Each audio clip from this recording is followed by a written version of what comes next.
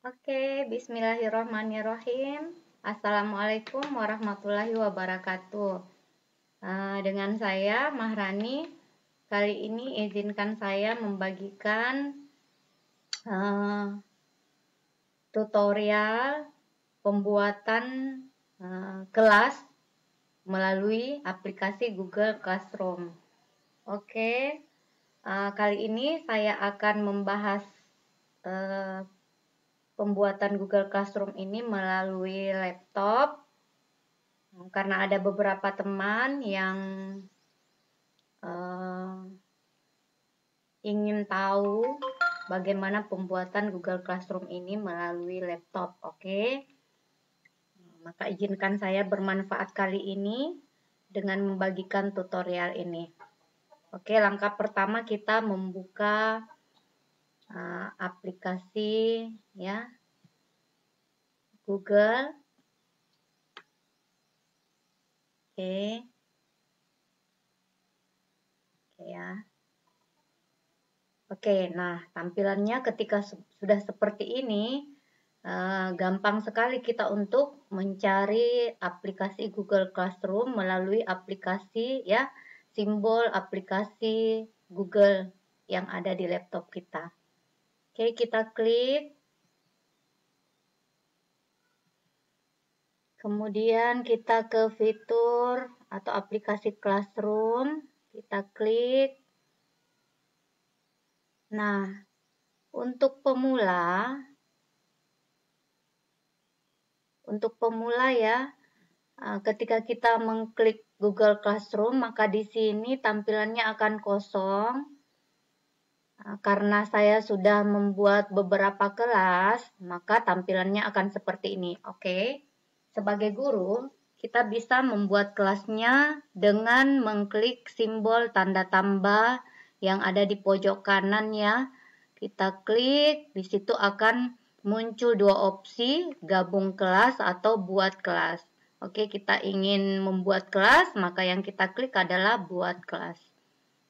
Oke, nah akan ada pemberitahuan apakah kita bersedia atau setuju untuk melanjutkan pembuatan kelas ini. Kalau kita setuju, kita centang, kemudian lanjutkan. Oke. Nah, ini deskripsi awal untuk pembuatan kelas. Kita bisa membuat nama kelas dulu, misalnya kelas 5C. Oke, kemudian tentang apa, misalnya tema 8.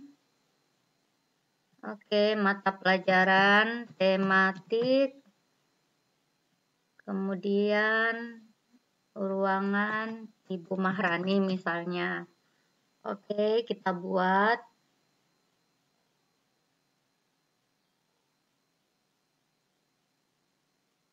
Oke, maaf ya agak loading.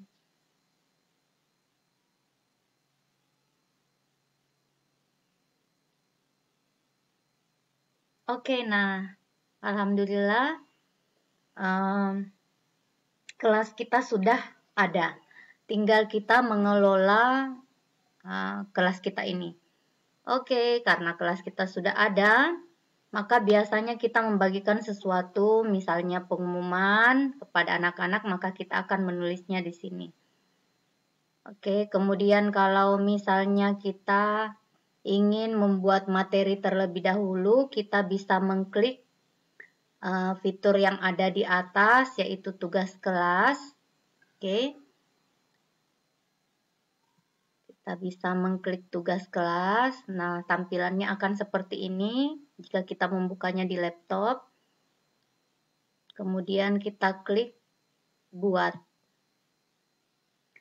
Nah, yang pertama yang kita buat, kalau saya sih pribadi selalu menyisipkan materi di dalam Google Classroom ini.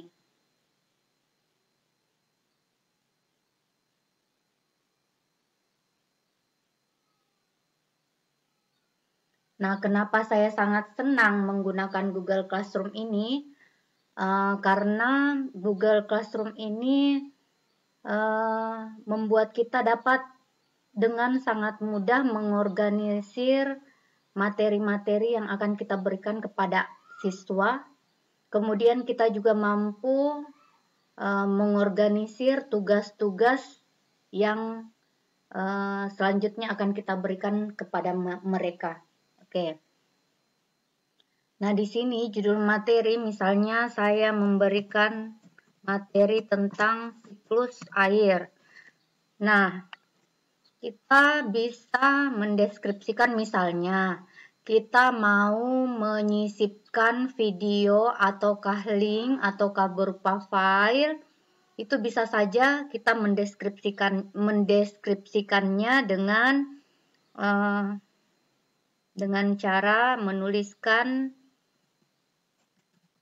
silahkan buka video misalnya untuk memahami materi kita hari ini. Jadi otomatis nanti tuh anak-anak akan membuka video yang kita sisipkan di sini. Nah, untuk menyisipkan video kita bisa tambahkan. Oke, kita bisa tambahkan file misalnya. Oke, misalnya saya mau, jadi saya untuk mudahnya ya, saya langsung masuk misalnya ke video pembelajaran. Ini adalah tentang siklus air.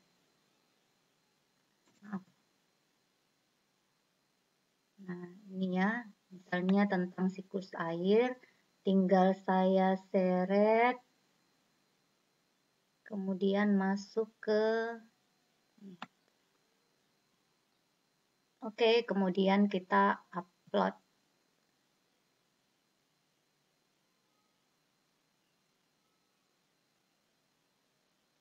Sabar ya Bapak Ibu.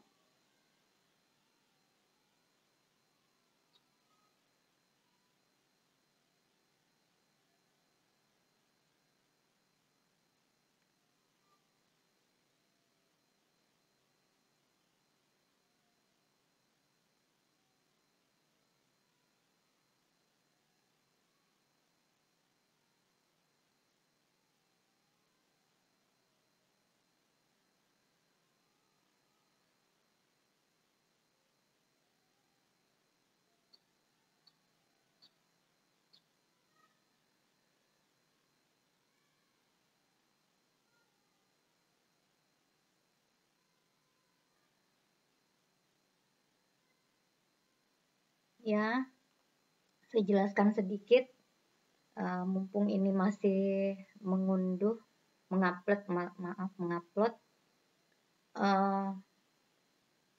Banyak atau ada beberapa orang yang ngomongnya seperti ini kepada saya. Enaknya apa sih Google Classroom itu? Enaknya bagi saya sih karena saya bisa membuat kelas maya, ya. Ibaratnya saya mengelola betul-betul kelas saya di kelas, gitu loh. Saya bisa dengan mudah mendistribusikan materi kepada siswa-siswa saya, kemudian saya bisa dengan sangat tertib mengorganisir tugas-tugas yang akan saya berikan. Kemudian enaknya lagi bahwa saya bisa memberikan penilaian di Google Classroom. Saya bisa mendapatkan hasil rekapannya yang kemudian akan saya masukkan ke daftar nilai saya. Enaknya lagi saya bisa melakukan komunikasi yang sangat baik melalui Google Classroom dengan hanya memberikan kode kelas kepada siswa-siswa saya. Gitu. Oke, Bapak Ibu,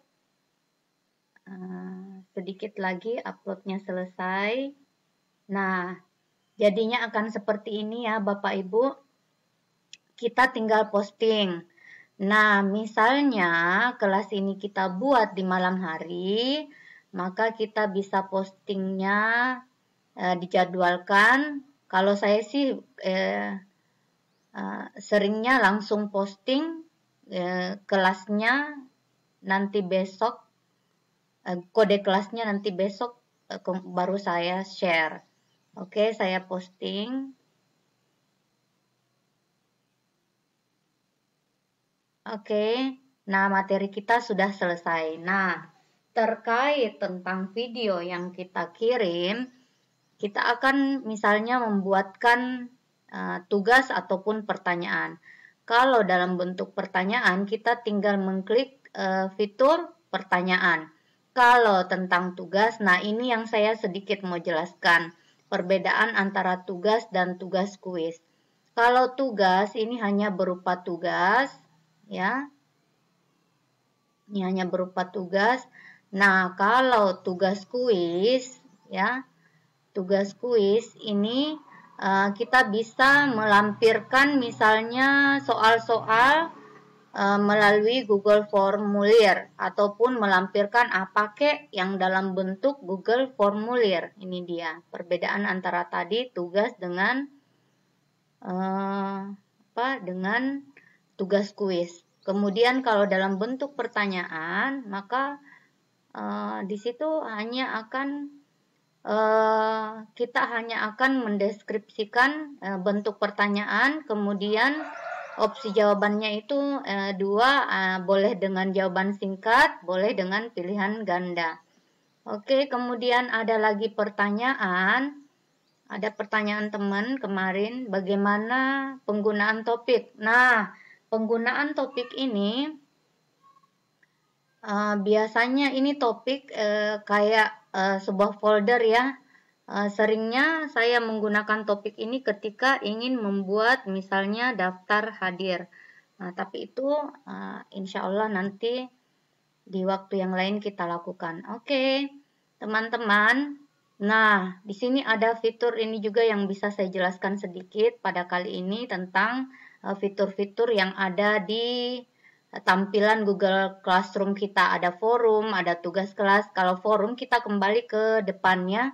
Ini kita kembali ke depan, tugas kelas, bagaimana kita mengorganisir tugas-tugas buat anak-anak, bagaimana kita melihat ya hasil pekerjaan anak-anak, kita bisa lihatnya di sini di tugas kelas. Kemudian anggota, di sini kita bisa melihat siapa-siapa saja yang sudah masuk ke dalam kelas kita. Oke, kemudian ini nilai ketika tugas kelas ya, tugas anak-anak sudah mereka selesaikan, kemudian menyerahkan kepada kita. Nah, otomatis di situ nanti akan ada poin nilai yang kita berikan, kemudian kita serahkan kembali ke siswa. Nah, nilai akan otomatis muncul di sini. Kemudian kita bisa kelola, bisa kemudian dapatkan rekapannya seperti itu. Oke, Bapak Ibu,